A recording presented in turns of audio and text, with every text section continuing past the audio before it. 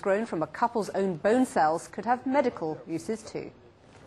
Did a secret police infiltrator inside Fathers for Justice first propose the idea of kidnapping Tony Blair's son? That's what some members of the organisation now suspect. It started as a simple conversation between a group of protesters in a pub just before Christmas.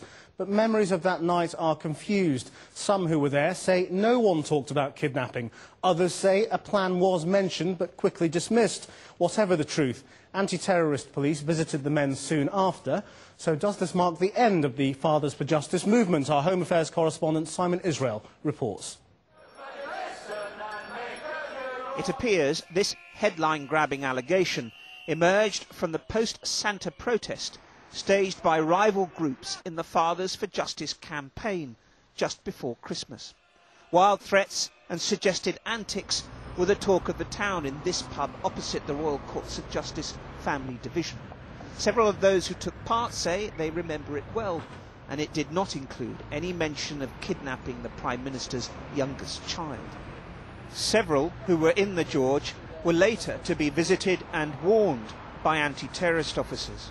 That was actually entirely unrelated. The two things are entirely unrelated. That was over a matter of a conversation overheard in a pub just before Christmas about something entirely different. Had nothing to do with kidnapping Leo Blair. The guys were visited and they were given warnings that if they pulled off anything within the Westminster area, there's a likelihood that they'd be shot.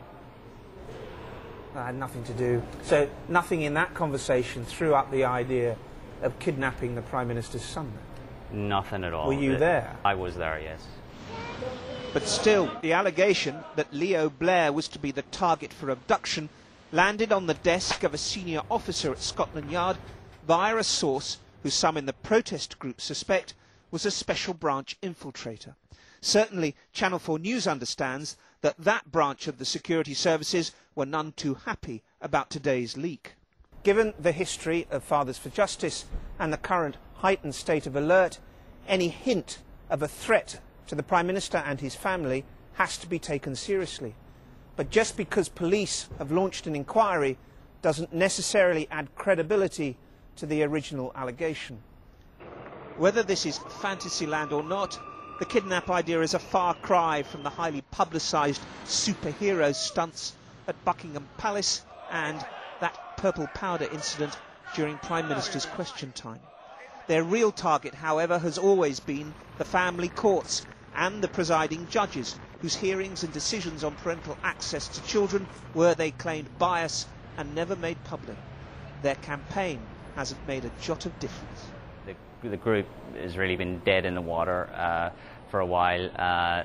That doesn't mean it can't come back. I mean, it could well do. You could see a stunt any day soon that may not be quite as sensational as kidnapping the Prime Minister's son, but it could still be quite interesting. We're a mainstream movement. We've been the most high-profile campaign group in this country for the last 3 years. You know, we have a job to do. There is a question. I think you're right to ask the question: is the longevity of the group established? Have we, expired our use-by date? Today's headlines may well have answered that question and brought forward the inevitable extinction of a movement which marvelled in comic strip stunts but achieved little else. Simon Israel reporting, and we'll be speaking to the